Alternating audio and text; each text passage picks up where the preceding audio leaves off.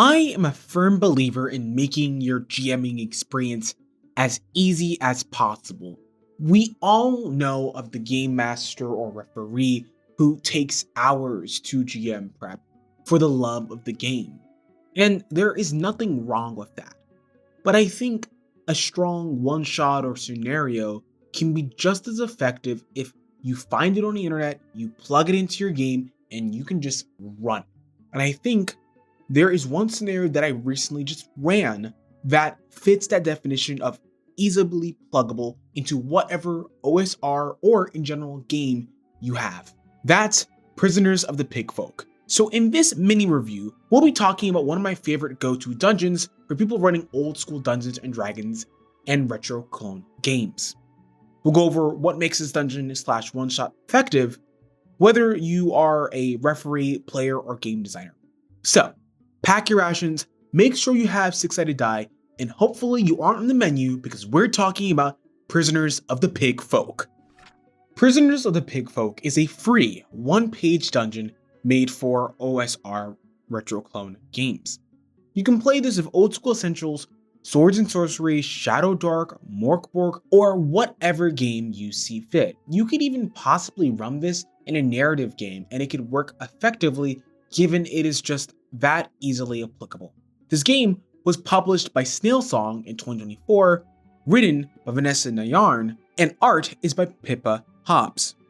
Prisoners of Pigfolk is specifically a 8-room dungeon that puts the characters in a prison break situation. The what's going on text clearly states what is going on. While seeking the 300 gold bounty on the head of Goron Blacksnout, the party was ambushed by these foul pigfolk minions. Knocked unconscious, they awaken together in Area 1. They notice that their companion, Bernicius the Bard, is nowhere to be seen. Can they escape before they end up as dinner? The scenario is simple. Your character's job is to escape from prison and hopefully not become these piggies' next meal. Doesn't give a lot of background, it doesn't give a lot of lore, it just tells you how it is. Player-wise, this dungeon is perfect because of how the premise is clear and thus gives you as a player many options of response. You start in the dungeon cells, assuming your game master or referee doesn't change that. And as a player, as a character, there are many approaches given this is made typically for an OSR game. You could try to look for something in your cell, like a brick to bash down the door. You could wait around for guards to come and swipe the keys from them.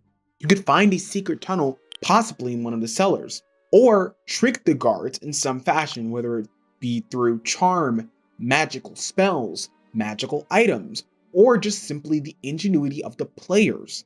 There are many options available, even in Area 1, and I think it works best for this OSR module. In the very first room, you're presented a difficult situation, but it's that difficulty and the responses, the endless responses that aren't limited by mechanics that makes this dungeon effective for players. And I think allows for a lot of creative options and allows for you to explore that through finding out. Afterwards, let's talk a little bit about why it's effective or a great tool or module for a referee. And obviously, these are going to be spoilers, major spoilers for Prisoners of the Pigfolk. So players in the audience, players in the room, or players watching this virtually, go away. I don't want to spoil anything for you, and I'm sure the game master in question doesn't want to either. 1. Each single area is marked in numerical order. Each description from the cells to the vault have at maximum 3 sentences each on the right side of the page. It describes what is in the room, possible threats, as well as interesting items. It's not wordy or overly jargony, it gets exactly to the point, while also being clear. 2. Each landmark has a line pointing out what it is that is matched with clear visuals on the virtual map or physical map. For instance, the torture room has what looks to be some sort of torture rack, some torture implements, and a living armor. That gives players plenty of stuff to interact with, prod, and for the particularly clever players, solve. Plus, there's a visual example on the map so that players don't forget and GMs don't have to add anything extra unless they choose to. 3. There are plenty of NPCs for players to interact with. Given its length, you don't need an encounter table. The Pigfolk and Piglord can be great fun and or super dangerous. There's also the begrudging halfling chef, Gustav, who definitely doesn't want to be there, or you have the grumpy rat Bertha who hides in secret tunnels, or you have the living armor. And the best part is that these can be replaced according to you and your suggestions. You could even use these encounters to affect, say, reaction rolls. For example, maybe Bertha's reaction roll is higher or lower depending on how the players find them. Maybe you give a positive reaction roll to Gustav, especially if Gustav wants to leave and he knows that they're allies to humanoids and whatnot. Or maybe you give a plus roll to, say, some people who might be orc adjacent or might have pig blood in them, or whatever kind of methodology you want to go for. There's a number of ways you can approach a situation, but know that there's plenty of NPCs to experiment with and to play around with. 4. Stats are easily visible and there's art for every major NPC. This allows for a level of personalization that players can easily pick up on. It allows for you to show the art, and because there's art, there's a likelihood that the players are going to feel more fondly for it. Art informs a game, so having that there readily available and easily downloadable makes that a net benefit for everyone at the table, not only time-wise, but play-wise. 5th, the gold value for all valuables is written clearly and right where the treasure would be, especially for old school essentials or other games that use gold to EXP. That is going to be vital. Next are things that a designer might want to be mindful of that I think that this dungeon does well. 1. The area marks are color-coded to differentiate the type of event in the dungeon. For instance, the NPCs are marked as yellow, while the areas themselves are baby blue, and the traps are marked in a light purple. 2. The art and text do not overlap and are easy to read. The typography distinguishes itself from each other. The typeface for description is sharply different from headings. This allows for an easy-to-read experience without having to strain your eyes. 3. The creators made a version for the referee and player, specifically to the map. That means the referee will not need to go and edit the image and black out everything. This increases ease to use for everyone and decreases work on the game master's side. 4. The assets and art used are in a separate folder. That means you can put these in a virtual tabletop or use them in other specific tabletop games of your choice. 5th, the map is framed in the center as the focus. The area descriptions are framed on the right, and the NPCs are framed on the left and bottom. Every element to the scenario has a place without feeling cluttered to its maximum. Overall, from a design standpoint, there are simple decisions that were made, but that were intentional and made this an easy and affordable experience.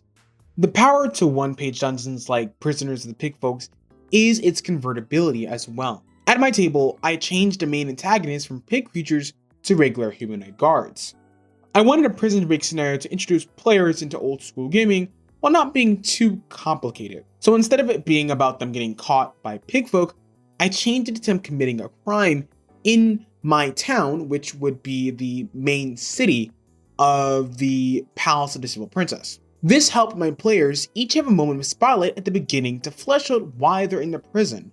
It also helped the more 5e minded players know how to play the game, while also including some narrative elements to help them get invested in their characters.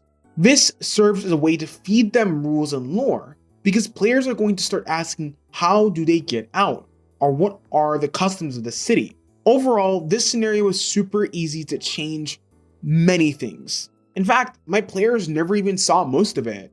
They left pretty much immediately, escaping through the secret tunnel, talking to Gustav, and actually asking Gustav to help them get out by dressing up.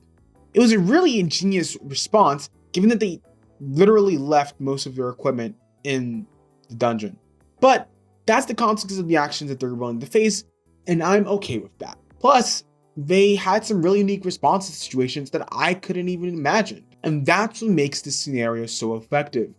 It doesn't do much different than any other scenario, but what it does have is a clear presentation, clear style, clear writing, and all of that culminates in a fun, interesting, and simple dungeon. In conclusion, if you're looking for a free one-page dungeon, then Prisoners of the Pigfolk will serve that. Easy to read, plenty of NPCs, traps, and set pieces to interact with, and full of whimsical art that really is evocative. Plus, there's a solid adventure here or a solid adventure hook. So whether you want to put it in your Dolmenwood campaign, an OSE game, or a random tabletop game you found off the internet, I think this works for a lot of tables. So if you want this adventure and more, check down below in the description box where all the information will be. And with that, I wanted to experiment with a more shorter review sort of style of video to really test my skills specifically in dungeon review, especially these one-page dungeons, which I think people are missing out on. So if you did like this, please feel free to like and subscribe as well while you're down there. And feel free to suggest me your favorite dungeon. Is there a dungeon I should check out that has really strong evocative themes or a game? Let me know down there as well. And finally, a special shout out to my Patreon supporters, Harrison Parker and Logan, for your continued support. You too can check out my Patreon down here if you want to support me monthly, or my Ko-fi if you want to support me with one-time donation. Whatever choice you make, I'm okay with. And as always, I'm your average and everyday queer, hopefully not dinner, blurty decision. Hope you all have an awesome day. Ciao!